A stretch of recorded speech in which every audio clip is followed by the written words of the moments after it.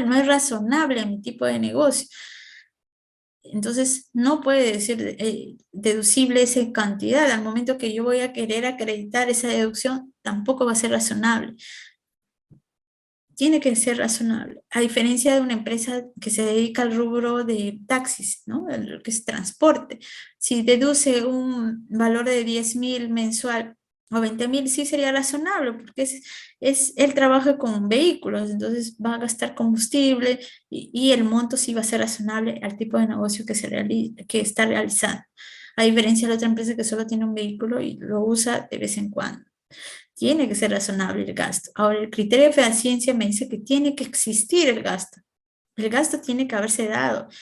Tengo que tener comprobantes de pago, tengo que tener correos, tengo que tener todos los medios probatorios que me permitan acreditar el gasto. Contratos, órdenes de servicio, órdenes de compra, guías de remisión, correos, llamadas. Es decir, mientras más medios probatorios tengo, mejor, porque eso me va a permitir acreditar válidamente el gasto.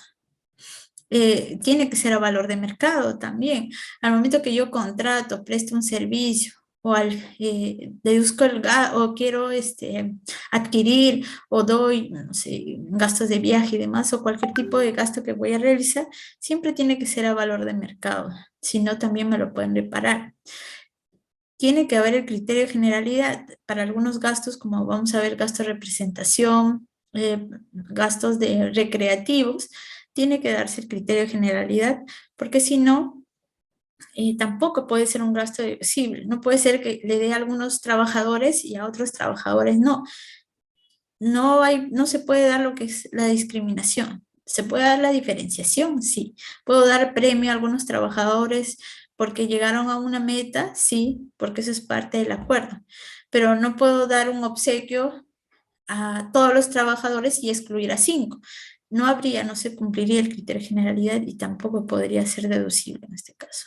Estos criterios que vemos en pantalla son muy importantes. Se recomienda en estos casos que todos se cumplen y que específicamente el criterio de causalidad y fehaciiencia son los criterios que más se usa o más se verifica para reparar o para poder deducir un gasto, ¿no? Al momento de que uno hace una fiscalización o una auditoría. Tenemos en pantalla, que lo voy a dejar para que ustedes, cuando le pasemos las diapositivas, puedan analizar y verificar qué es el principio de causalidad, que lo tienen ahí en pantalla, el criterio de fehaciencia también, y otros criterios que pueden ir ustedes observando ahí, que ya hemos visto, como es el criterio del devengado, una diferencia entre el devengado y el percibido, que también lo vamos a pasar en las diapositivas. La bancarización es importante, ahora entiendo que se ha modificado, me parece que es 1.500, me corrigen por favor, y 5.000, si no me equivoco, es 3.000. Esto es una norma anterior. Entiendo que el monto para la bancarización se ha modificado. Si lo tienen actualizado, lo colocan por favor por el chat. Pero ¿qué me quiere decir la bancarización? Es que si yo supero estos montos, al momento que realizo operaciones y voy a pagar yo las operaciones, tienen que estar bancarizadas. Tiene que haber un medio de pago que me acredite. Puede ser por tarjeta, depósito en cuenta, transferencia. Tiene que estar bancarizado. Si yo supero estos montos y no he bancarizado, no voy a poder deducir gastos. Siempre tiene que estar bancarizado. Incluso se recomienda o recomiendo que si son gastos de 1.000 o 2.000, incluso menos, si puedo bancarizar, mejor, porque eso me va a permitir deducir el gasto. Mayoría no quiere, o no, no la mayoría, pero un grupo prefiere no bancarizar por un tema de que ahora, al momento que se hace fiscalización, la bancarización es un medio que tiene la zona de la administración para verificar y determinar quiénes invaden, incrementos patrimoniales no justificados y demás, y determinar ese, esa evasión que se pretende hacer. Pero sí es importante la bancarización, porque si yo no realizo, yo no uso medios de pago, no voy a poder tomar ni el gasto ni el crédito fiscal.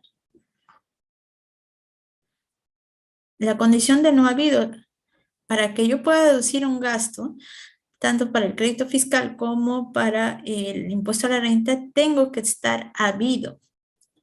Si en caso tengo la condición, bueno, el proveedor que me ha vendido, me ha prestado el servicio o el bien, tiene la condición de no habido, yo no voy a poder deducir el gasto en la medida que no levante su condición. Si la empresa no levanta su condición hasta el 31 de diciembre del ejercicio en el cual yo quiero deducir el gasto, no voy a poder tomar o deducir ese gasto. Tiene que levantar. Entonces, al momento que yo quiero deducir un gasto, tengo que verificar que el proveedor haya tenido la condición o tenga la condición de habido. Si después lo cambia, si después yo al momento de registrar, al momento que realicé la compra, tenía la condición de no habido, no habría problema, porque yo registro, verifico que en su oportunidad tenía la condición y puede pasar. Si después se cambió de condición, ya no tiene la condición de no habido, esa es otra cosa. Pero al momento que me vendió o me realizó el servicio, tenía la condición de habido. Para mí eso es lo más importante. Y entramos a los principales gastos deducibles. Los vamos a ver rápidamente para que ustedes puedan tener o tomarlos en cuenta. ¿Han escuchado de las pérdidas extraordinarias? Las pérdidas extraordinarias, como dice la norma que tienen en su pantalla, son deducibles las pérdidas que se producen por caso fortuito o fuerza mayor en los bienes productores de renta agravada o por delitos cometidos en perjuicio del contribuyente por sus dependientes o terceros, en la parte que tales pérdidas no resulten cubiertas por indemnización o seguros. Las pérdidas extraordinarias se entiende que son aquellas pérdidas de bienes, digamos, por caso fortuito o fuerza mayor. ¿Qué quiere decir? Que puede ser por accidentes, por incendios, inundaciones. Ahora último que hubo, parece, bueno, ahora último no, pero unas épocas donde se inundó, había huaicos en la zona de Chosica, por algunas zonas de aledañas, ¿no? A Lima, donde se perdieron varias empresas de zapatos y demás. Entonces, eso se considera como caso fortuito, y en el caso de fuerza mayor son, por ejemplo, robos, eh, cualquier actividad que se realice, ¿no? Que genere alguna pérdida que no haya podido no se haya podido prever por la empresa. Esas son las pérdidas extraordinarias. Para yo poder deducir esas pérdidas, ya sea por caso fortuito o fuerza mayor o esas pérdidas extraordinarias, si son por accidentes como huaicos, incendios y demás, bastaría con que se acredite el hecho para poder deducirlo. Pero si es por delitos cometidos en perjuicio, por ejemplo, si un trabajador o la empresa denuncia a un trabajador porque se robó cierta cantidad de productos, o yo soy una empresa que me dedico a la venta de naranjas, digamos, ¿no? Un supuesto, y estoy viniendo de Huacho a Lima y en el trayecto me roban todo lo que son las naranjas que tenía que vender, incluyendo el camión que las traía. Yo podría, yo podría deducir esos gastos, ¿no? Esas pérdidas de mis productos, la pérdida de mi vehículo, lo podría pasar como una pérdida extraordinaria. Pero como son delitos, ahí sí la norma me dice que tengo que cumplir un supuesto. ¿Y cuál es este? Es que en el caso de delitos, como vemos en la pantalla, debe haberse probado la realización del ilícito con la denuncia o el proceso judicial correspondiente. O se debe acreditar la imposibilidad de ejercer la acción judicial. En este caso, ¿qué quiere decir? Que yo, para poder deducir un gasto por pérdidas extraordinarias, tengo que hacer mi denuncia cuando son delitos, cuando es por robo o por delitos cometidos en contra de la empresa. ¿Basta la denuncia? No, la denuncia no basta. Tengo que acreditar que, digamos, tiene que haber una sentencia judicial firme que me diga que quién es si yo puedo identificar, en este caso, digamos, al ladrón o al que hizo el hecho delictivo, yo puedo presentar mi denuncia contra esa persona Posteriormente sale la sentencia donde lo declaran culpable y con esa sentencia se podría deducir el gasto por pérdida. Pero digamos en el supuesto que no se pueda identificar al, al ladrón, digamos en este caso. No estaba con pasamontañas, estaba cubierta su cara, nunca se lo pudo identificar. Hay una forma de que el Poder Judicial, en este caso el fiscal, al momento que se hace la investigación, lo que hace es, como no se puede identificar al autor del crimen, al autor del delito, hay un nombre legal que es el sobreseimiento, que quiere decir que al momento que no, como no se ha podido identificar al autor, se da el sobreseimiento, se archiva el caso. Y por tanto, con esa declaración del sobreseimiento, el archivo del caso, bastaría con esa aclaración para poder deducir también el gasto en la medida que no se haya podido identificar. Pero sí o sí, en el caso de delitos, yo tengo que ejercer las acciones judiciales. Si no, no voy a poder deducir el gasto. ¿Ya? Son dos supuestos, como vemos. Para pérdidas extraordinarias es cuando es por caso fortuito, es por cosas por la naturaleza, accidentes y demás que yo no pude prever, no necesito acreditarlo, pero cuando son por la mano del hombre, como fuerza mayor, por delitos cometidos en contra de la empresa, sí tengo que acreditarlo con una denuncia. ¿Ya? Y entramos a lo que son mermas y desmedros.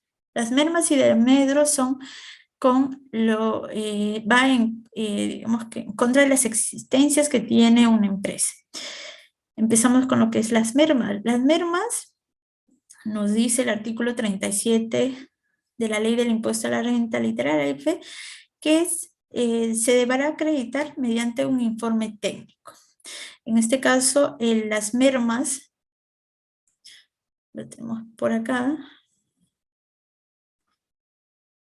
Para efectos de impuesto a la renta, las mermas de existencia debidamente acreditadas son deducibles a efecto de determinar la renta neta de tercera categoría, considerando como merma para dicho efecto la pérdida física en el volumen, peso o cantidad de las existencias ocasionada por causas inherentes a su naturaleza o al proceso productivo. Esto es la merma, como vemos en el concepto que tenemos en la parte final de la pantalla, es que son pérdidas físicas en volumen, peso, cantidad. La merma son pérdidas en las existencias físicas, a diferencia del desmedro, que es en la calidad. En cambio, la merma es en la cantidad, el volumen o peso. Eso es importante para diferenciar entre una merma y un desmedro. Un ejemplo claro de merma es el momento que se puede elaborar perfumes. Al momento de elaborar perfumes, yo tengo varias existencias. Una de ellas es el alcohol. El alcohol, al momento que se genera el perfume por el proceso productivo, el alcohol va a ir evaporándose. Eso es un ejemplo claro de una merma. Entonces, por el proceso productivo se puedan dar este tipo de pérdidas físicas en el volumen, en el peso o en la cantidad. ¿Qué es lo que necesito para poder acreditar la merma? Me dice que en el caso de la merma, el contribuyente deberá acreditar mediante un informe técnico. Antes se creía por un especialista calificado en la materia, ¿se entiende? ¿Verdad? Antes se creía que se tenía que tener el informe técnico para poder yo deducir en el gasto. Pero actualmente lo que se ha señalado, que se dice la norma, es que cuando me lo requiera la administración, yo tengo que presentar el informe técnico. No quiere decir que para su deducción yo debo tenerlo. Debería hacerse así, se recomienda así, que sí se haga de esta manera. O sea, que para su deducción sí se deba tener el informe técnico. Como un medio, digamos, para evitar cualquier tipo de contingencia futuro. Pero la norma no lo exige tal cual, ¿no? Lo que sí, al momento que me pide la administración, sí tengo que presentarle el informe técnico. Si no lo presento, ahí sí se me generaría un reparo o una adición en este caso. En el tema de los desmedros, Los desmedros, en cambio, lo que me dice es que es una pérdida física de la existencia en el tema cualitativo. Es decir, no se trata de que el bien desaparezca, como es el caso del alcohol en las mermas, sino que existe, pero ya su utilidad para la empresa ya se acabó. Y estos pueden ser por un deterioro de los bienes, porque son bienes perecederos, o por un desfase tecnológico. La tecnología avanza tanto que un año sale digamos, como ha pasado con los teléfonos. Antes teníamos esos teléfonos que solo tenían para llamar, que eran los pequeños, o los Nokias que salieron inicialmente, ¿no? Que solo era para marcar, esos también ya se quedaron en desfase, ya la mayoría ya ni siquiera se usan. Entonces, esos se podría llamar como un desmedro porque dejó eh, están existiendo ahorita actualmente, pero ya no es útil para la empresa, ya no le está generando ganancias o ya no va a ser que le genere ganancias. Entonces, por un desfase tecnológico, eso se convertiría en un desmedro. En los bienes perecederos vemos o deterioro de los bienes, puede ser, por ejemplo, en los supermercados que se ve claramente los desmedros con los bienes perecibles, como son yogur, carnes que tienen fecha de vencimiento. Llegado a ese momento ya no lo pueden usar y se convierte en un desmedro. La carne, el yogur sigue existiendo, pero ya porque pasó su fecha de vencimiento, ya no se pueden usar.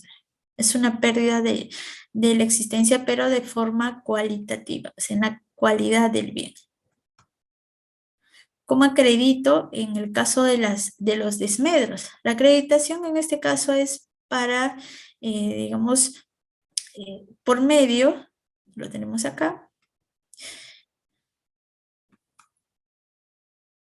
En el caso de los desmedros, tiene que ser por la destrucción, en este caso de los bienes o de las existencias, tiene que ser ante un notario público o juez de paz para poder deducir este gasto. Pero ojo, esto tiene que ser comunicado a la administración tributaria con 6 días hábiles antes de que se realice la destrucción. Si yo no comunico con 6 días hábiles, o sea, no es que la administración va a ir a ver la destrucción, puede hacerlo porque digo, tiene la potestad de hacerlo.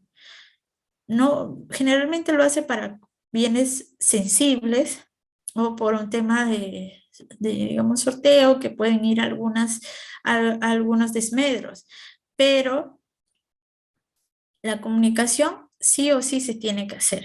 Si yo no realizo la comunicación a la administración con 6 días hábiles antes de la destrucción de los bienes, no voy a poder deducir los desmedros. Entonces se tiene que cumplir dos cosas.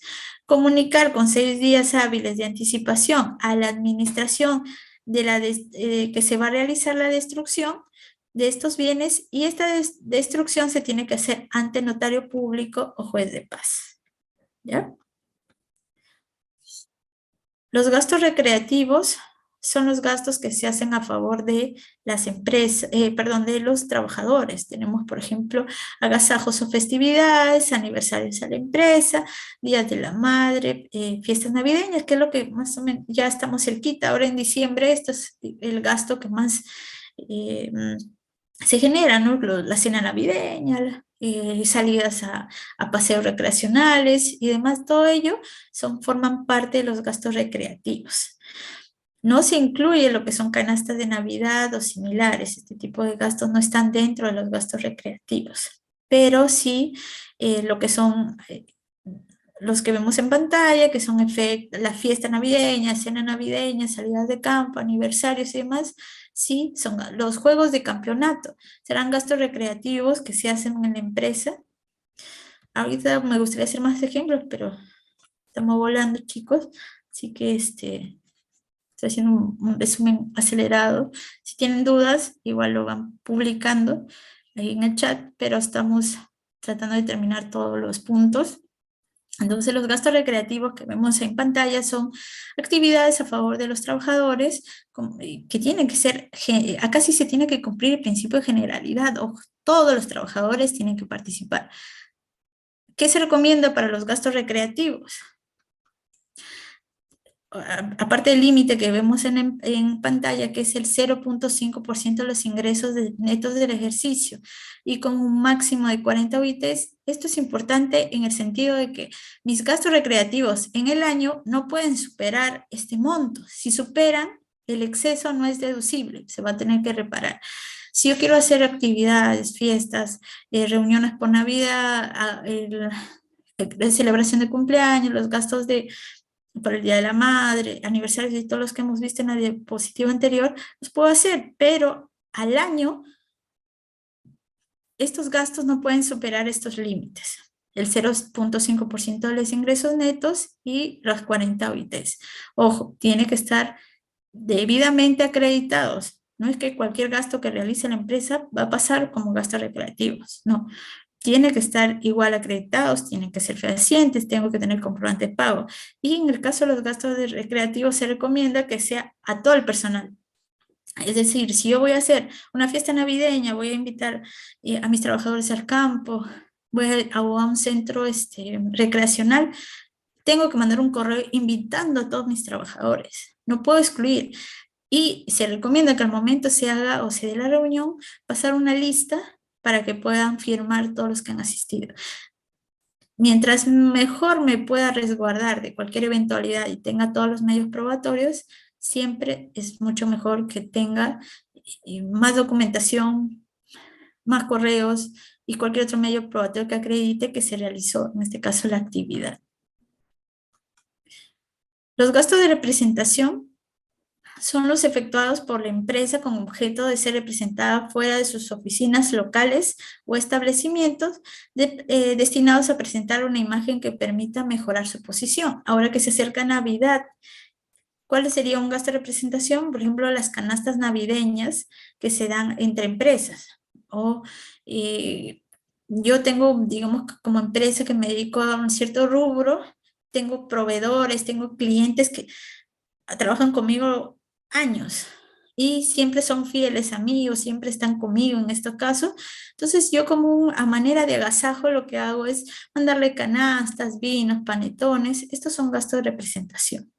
¿Y por qué? Porque van digamos que mi imagen como empresa, el agradecimiento que yo tengo como empresa, les estoy dando o les estoy invitando, o puedo hacer una cena de agradecimiento, una cena navideña para mis proveedores, o otro tipo de actividades, no sé, digamos que lo que hacen los sorteos, bueno, los sorteos es otro tipo de gastos, pero el punto es que si yo como empresa quiero dar o agasajar, en este caso, a un proveedor, un cliente o alguien que quiero yo resguardar una imagen frente a esta persona para poder mantener mi imagen como empresa, puedo enviarle este tipo de obsequios y estos serían como gastos de representación.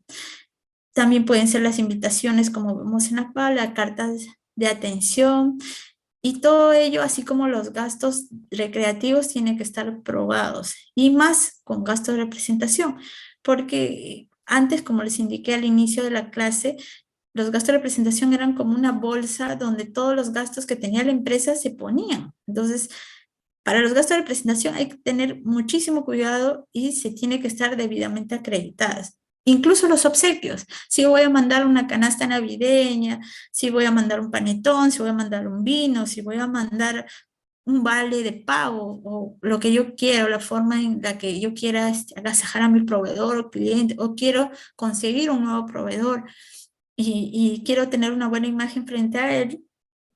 Incluso estos que van a ser gratuitos, porque son obsequios, son regalos, tiene que haber una guía de remisión y tiene que estar firmado por la persona que lo va a recibir. Eso se recomienda porque al momento que yo voy a acreditar este tipo de gastos, si yo tengo la guía, tengo el acuerdo que se hizo en reunión para entregarle el obsequio, yo acredito un correo donde lo estoy invitando. Entonces, si tengo todos esos medios probatorios para acreditar este gasto de representación, muchísimo mejor. No se consideran gasto de representación los gastos de viaje.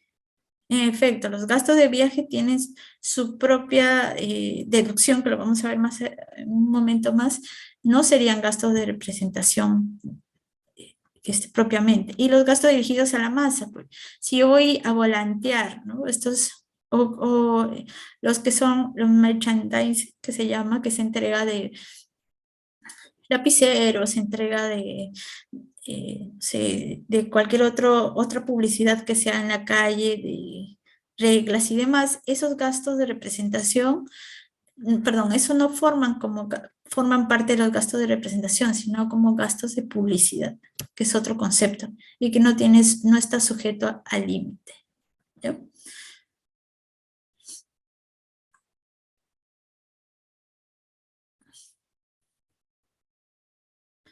Estamos un poquito fuera de plazo, pero voy a tratar de resumir lo que son los gastos de viaje. Los gastos de viaje, acá también es importante la causalidad. Y los gastos de viaje tenemos los que son los viáticos, y dentro de los viáticos tenemos lo que son los gastos de movilidad, los gastos de alojamiento y los gastos de alimentación. ¿Qué es lo que tengo que tener en cuenta para los gastos de viaje? Igual, la causalidad. Y estos gastos de viaje tienen, todos los que he visto, los reparos que se han visto, se ha visto en el Tribunal Fiscal, siempre han sido por que no ha sustentado el viaje. El gerente se quería ir con su esposa y llevaba a su esposa de viaje y lo hacían pasar por gastos de viaje. No tenían correos, no tenían el motivo del viaje, no estaba relacionado el viaje con la actividad de la empresa. Esos gastos no son deducibles. Yo tengo que tener correos, tengo que tener el acuerdo para que viaje este gerente, tengo que tener el motivo del viaje para poder acreditar. Ahora, que vaya acompañado, no habría problema, puede viajar con su esposa y demás, no se va a deducir ese gasto. Claro, el de la esposa no se va a deducir, de la pareja con la que viaje no se va a deducir, pero la necesidad de la persona que tiene el vínculo con la empresa sí tiene que estar debidamente acreditada. Si no, no va a poder ser deducida, ¿correcto? ¿Cómo sustento yo los gastos de alojamiento? Los gastos de alojamiento, alimentación y movilidad, en el caso al interior del país, tiene que ser con comprobantes de pago. Si yo no tengo comprobantes de pago, no voy a poder deducir el gasto al interior del país. Si es al exterior, en el caso de alimentación y movilidad, lo puedo hacer con una declaración jurada hasta el 30%. En el caso de alojamiento en el exterior, sí tiene que ser sí o sí con comprobantes de pago que lo emita, el comprobante de pago que se emite en el exterior, de acuerdo a sus normas, pero en el exterior. Ahí dejamos las diapositivas para que ustedes puedan revisarlas mejor. Por tema de tiempo ahorita, para poder abordar lo que es las pérdidas, nos vamos a ir directamente a las pérdidas. Igual, cualquier duda, nos lo hacen llegar y lo vamos viendo también en la próxima clase. En el caso de gastos, o sea, el gasto de boleta de venta, tienen ahí la diapositiva, ¿ya? Y vamos a ir al sistema actual de compensación de pérdidas tributarias. Nuestro sistema de compensación de pérdidas tributarias es importante para efectos del planeamiento tributario. ¿Qué es el planeamiento tributario? Yo como empresa veo qué tipo digamos que hago una proyección. Yo como empresa tengo que ver mi proyección de acá a futuro. ¿Por qué? Porque para efectos de compensar mis pérdidas, que es un crédito contra el impuesto a la renta, yo tengo que ver más o menos proyectarme cómo va a ser mis ingresos de acá a una cantidad de años. ¿Por qué es importante esto? Porque yo tengo dos sistemas de pérdidas tributarias o dos sistemas de arrastre de pérdidas tributarias. Una vez que yo elijo el sistema de pérdida, no lo voy a poder modificar. Una vez que yo en mi declaración donde se me ha generado la pérdida, escojo el tipo de sistema que voy a usar, sea el A o el B, una vez que yo lo escojo, no lo voy a poder modificar hasta que agote todas mis pérdidas tributarias. Una vez que agote o pierda, recién hay mi nueva pérdida tributaria que genere, recién puedo escoger el otro sistema. antes no. Entonces, sí es importante hacer mi proyección, hacer un planeamiento tributario de mis ingresos para poder escoger el sistema que mejor se adapte. ¿Por qué? Porque el sistema A, ¿qué es lo que me dice? El sistema A me dice que tengo 4 años contados desde el año siguiente al de su generación, y en cambio el sistema B me dice que puedo compensar la pérdida sin plazo, pero tengo un límite que es el 50% anual. En resumen, el sistema A lo que me dice es, tú puedes compensar tus pérdidas ilimitadamente. Digamos, este año yo tengo una pérdida de 10,000. Entonces, del 2022 tengo una pérdida de 10,000. 2023 tengo ingresos y tengo un impuesto de 3,000. Pero en el 2000, entonces mi pérdida de 10,000 lo voy a compensar contra esa ganancia de 2,000 y me va a quedar 7,000. En el 2024 tengo pérdida de nuevo. En el 2025 tengo un ingreso, en este caso de 5,000. Entonces, yo puedo ir compensando mi pérdida bajo el sistema de A durante 4 años, contados a partir del año siguiente. Si mi pérdida yo lo genero en el 2022, entonces yo tengo para compensar esta pérdida hasta el 2023, 24, 25, 26.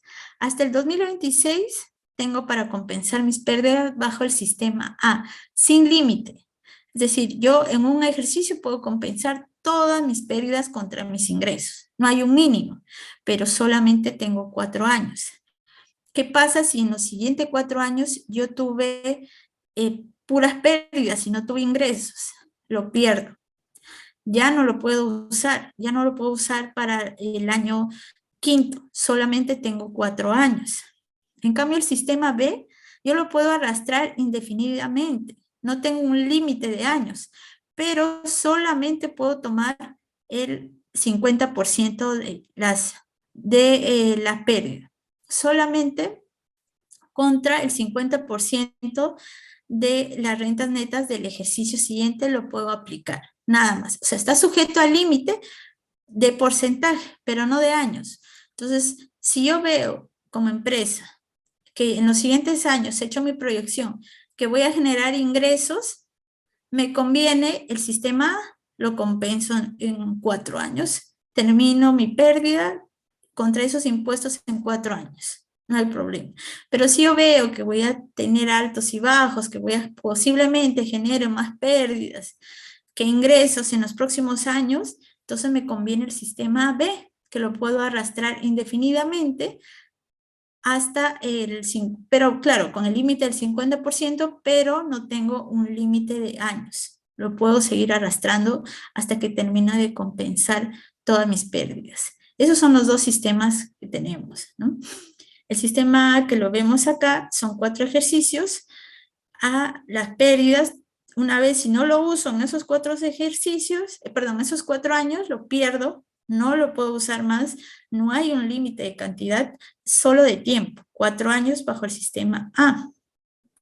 En el caso del sistema B, no tengo un límite de años, pero solamente puedo usarlo hasta el límite del 50% de la renta neta por cada año. Límite en cantidad, no en años. Esto lo puedo arrastrar indefinidamente. Recuerden que la opción se determina en cada año, se determina una sola vez. Una vez que escoja el sistema de arrastre de pérdidas, no lo puedo cambiar hasta que no se agote todas mis pérdidas. Si yo agoto todas mis pérdidas, recién ahí puedo cambiarme de sistema. Si yo no lo cambio, si yo me doy cuenta que no voy a poder arrastrar en los 4 años y escogí el sistema A, lamentablemente no lo voy a poder modificar y voy a perder. Por eso es importante hacer un planeamiento, ¿correcto? Y con ello acabamos. Trate de correr, disculpen que nos hayamos pasado la hora, para que podamos ver las pérdidas. Igual las diapositivas lo vamos a pasar para que ustedes lo tengan y cualquier duda nos están haciendo o nos indican por correo respecto a la clase. Muchas gracias. Gracias a ustedes por participar. Gracias a ustedes por estar atentos siempre en la clase. Muchas gracias, chicos. He tratado de correr y hacerles un resumen de todos, pero ya habrá oportunidad de hacer un full day de gastos deducibles. En realidad los gastos lo hacemos en 8 horas más o menos, o la renta lo hacíamos en 8 horas, así que he tratado de correr. Muchas gracias a ustedes. Nos vemos en la próxima clase. Que tengan un buen fin de semana. Bien, muchas gracias, doctora Yanina. El próximo jueves también estaremos continuando con la segunda parte del tema a desarrollarse el día de hoy, pérdidas tributarias y formas de compensación de las pérdidas. Muchas gracias, doctora Yanina, que tenga muy buenas noches. Recording stopped. Bien, estimados participantes, vamos a finalizar la sesión del día de hoy. Recuerden, el próximo jueves también vamos a estar desarrollando la séptima sesión. Voy a estar compartiendo el link de asistencia. Comparto el link de asistencia, por favor, pueden ingresar. Recuerden, la sesión del día de hoy ha sido grabado y para el día de mañana se va a estar, ok, listo Pilar, para el día de mañana se va a estar compartiendo el link, perdón, se estará subiendo el video de la clase del día de hoy. Asimismo, también una vez que la doctora Yanina Delgado nos comparta el material, nosotros vamos a estar subiendo a la plataforma web, o en este caso también vamos a estar compartiendo a través del grupo de WhatsApp del Diplomado de Derecho Tributario y SUNAT. Recuerden, hoy se ha abordado, está desarrollado la sexta sesión. El próximo jueves a las 7 de la noche también vamos a estar abordando una sesión más de nuestro diplomado. Bien, muchas gracias con todos y muy buenas noches con cada uno de ustedes.